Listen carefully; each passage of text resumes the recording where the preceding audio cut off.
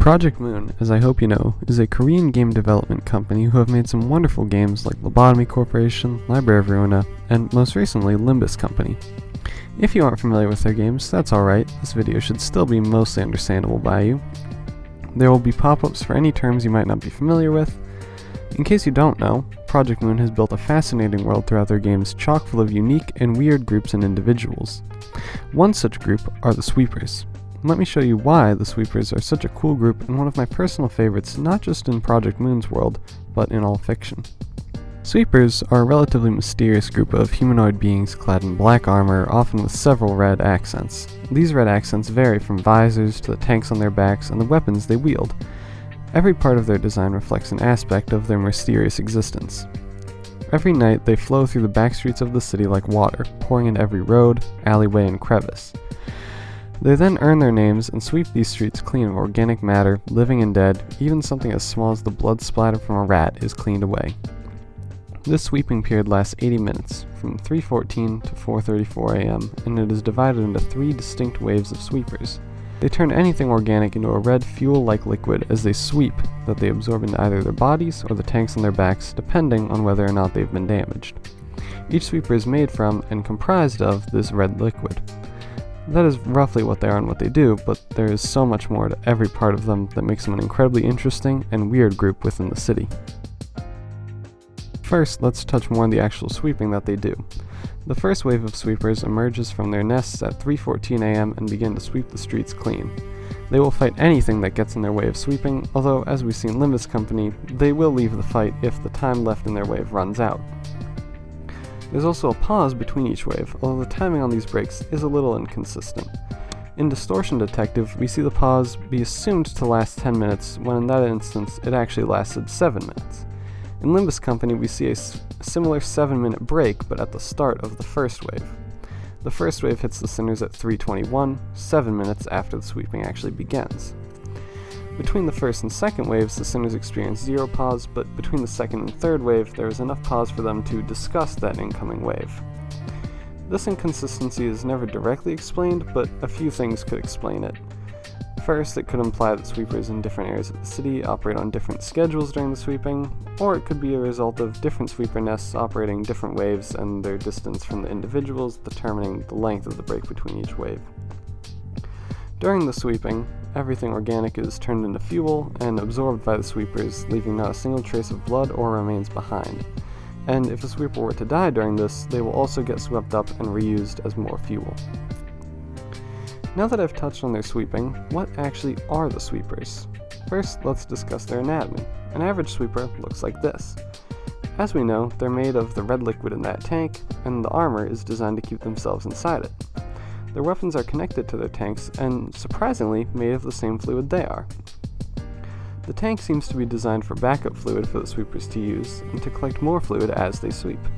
Now, let's cover what they are more conceptually. Are they people, monsters, robots, or something in between?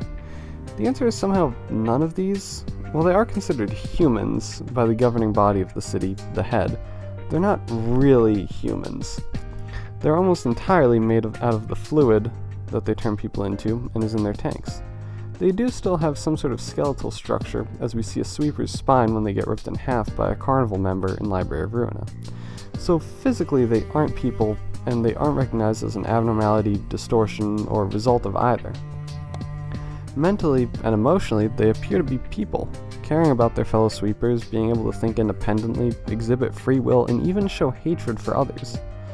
A fun example of most of these is the sweeper page's story from Library of Ruina, where a sweeper justifies the existence of the nocturnal sweeping by showing in great detail how it can be used to kill an annoying neighbor.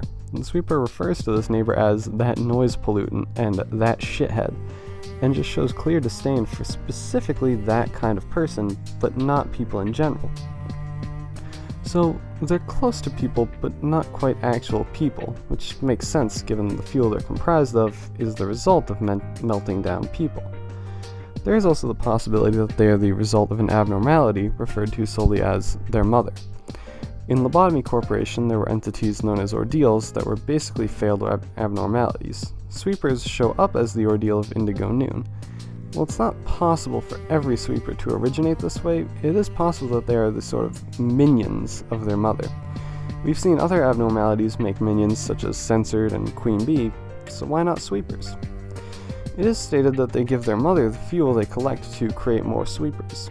There is sadly nothing to confirm nor deny whether or not they're minions of their mother, and the true nature of what they really are is up for debate, but they're mostly humanoid. Now for their culture. See, they're humanoid enough to have their own culture and structure to their living situation. They gather in groups that refer to each other using familial terms, like how they refer to their mother, and they refer to their other sweepers as like uncles or daughters or neighbors.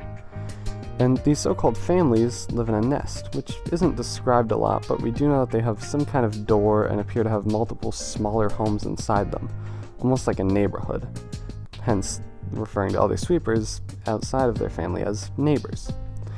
They show deep care for their fellow sweepers, going so far as to risk their own lives in the library to avoid a war with the Index and save the lives of their children, as they call them.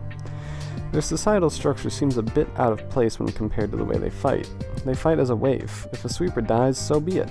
But outside of these fights, they go out of their way to protect each other.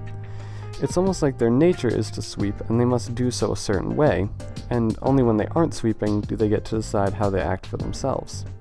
Now that you know what the sweepers do and what they are, let's cover their place in the grand scheme of the city. They're effectively the janitors of the city, but beyond that, they're a group capable of dealing with the Fingers, some of the most powerful groups in the city. On top of being a powerful group themselves, they also serve the head on certain occasions as they are ordered to sweep somewhere outside the normal times, although that seems to be a very rare occurrence. Their actions are also directly sanctioned by the head as part of the larger rulings for the night in the backstreets when anything is legal, minus the taboos. They do also have a place in the outskirts where they will abduct children and potentially sweep the outskirts as well. Well, that's just about everything we know about the sweepers, and this video was originally going to be about why the Limbus Company Sweepers event was a disappointment, but it's more fun to talk about how cool sweepers are. I plan to do more videos covering the lore of the city, so if you have any suggestions or requests, feel free to comment them. My next video will be on the Index, so subscribe if you're interested in learning. And a special thank you to my friend Ella for proofreading this script. Have a lovely day.